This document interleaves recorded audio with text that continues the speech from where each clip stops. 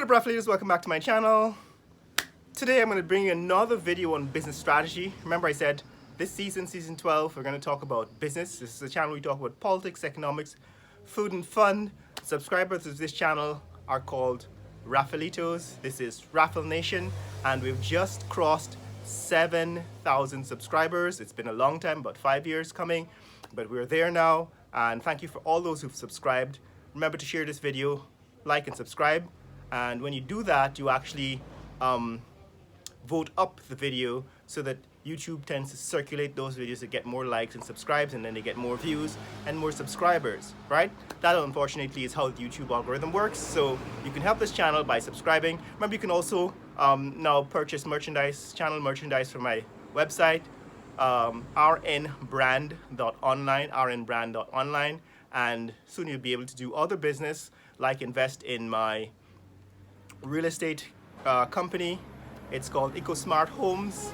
It's at ecosmarthomes.rnbrand.online, and if you go to that website, lrdg.rnbrand.online, you'll see all the companies that I'm investing but today I'm creating. But today I'm going to talk about business strategy. Now this question comes from this video comes from one of the questions that a number of commenters have asked, and that is, why doesn't Guyana pay off its debts? So the question is, now that Guyana is a rich country and has all this oil wealth and all this money coming in, why doesn't Guyana pay off its debt? Right? And there are some people who have very strong opinions on this. They said, well, Guyana should just pay off all its debts and then start over afresh. And I said, no, that's a bad idea. So this video attempts to answer that question. Why is it a bad idea for Guyana to pay off its debts?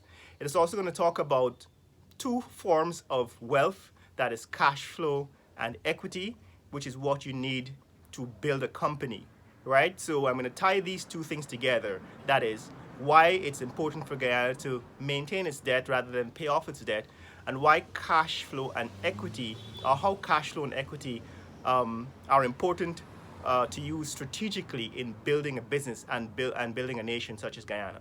So the first question is, why doesn't Guyana pay off all its debt?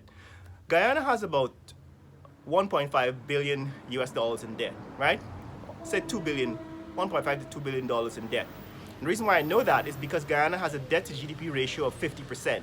And that was back when the GDP was below $4 billion. Guyana's GDP in about 2015, 2016 was about $3.7 billion, and the debt to GDP ratio was about 50%. So Guyana owed less than $2 billion in debt. Now the GDP is closer to $8 billion a year. That is for this year, 2022, and it's going to double and so on as we go forward until it gets to like 70 billion in about 5 years. And I've already done a video about this. You can check one of the previous videos in which I talked about Guyana's future GDP growth, right? But why doesn't Guyana pay off? Why shouldn't Guyana pay off its debt? It's because you need cash flow and equity to build a company and build a nation, right? If you go to a bank and let's say you don't have any assets, they will not lend you money. Banks will only lend money to you if you have assets. And our $1 billion in cash reserves, that is in our sovereign wealth fund, is asset which can be used to borrow.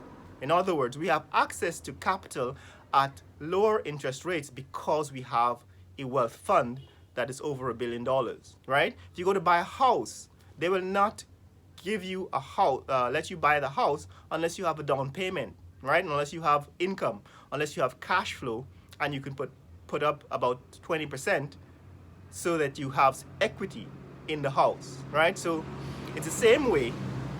If we use the $1 billion that we have in our sovereign wealth fund to pay off our debts, what will happen is that we have no equity with which to assets with which to use to borrow money to build our infrastructure. In other words, we can maintain our debt and use our new assets to borrow against it so that we can build new infrastructure, right? That is how Singapore does it. For example, Singapore has a $400 billion economy now, but their debt to GDP ratio is about 1.5. So Singapore owes about $500 to $600 billion, right? Over $500 billion they owe. But if you look at the company, if you look at the country, Singapore, you don't see all this debt. What you see is a well-developed, very efficient country.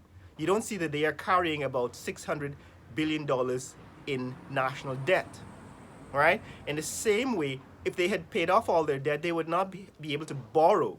They wouldn't have the assets with which to borrow. They wouldn't have been able to build all of the infrastructure they've built, the train lines, the buildings, even the government infrastructure, institutions. They wouldn't have the money to do that unless they had borrowed and they used that as collateral to borrow more money, right? So in the same way, Guyana can't pay off all its debts because we need that capital in our sovereign wealth fund to use as assets, to borrow against that, to use it to get money from the banks to build infrastructure. So that provides us equity, right? It needs to sit there either in the sovereign wealth fund or be invested in other income producing assets, perhaps real estate, perhaps some company stocks, but it cannot be used to pay off the debt because that money is our equity, our assets to be used to borrow against from the banks. And that's exactly how a business works, right? So Guyana has to be operated the way we operate a business.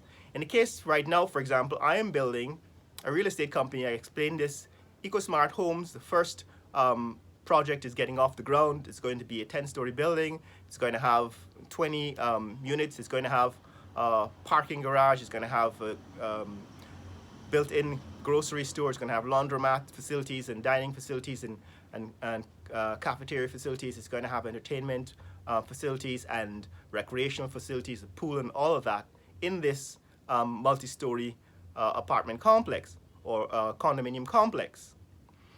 But the bank has already told me that they are only going to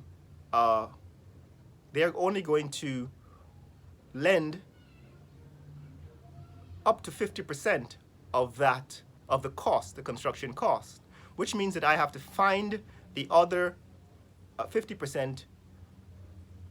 In other words, I have to find 50% of the money to construct the complex. Now, that has to come from cash flow, right? So the bank may be able to use equity, that is, when the building is completed, they may be able to use the building as equity. The same way, for example, you go to buy a house, you get a 30-year mortgage, you put down 20%, and then they take the house, they give you a note. In other words, bank owns your house, and you're paying a mortgage for 30 years, right?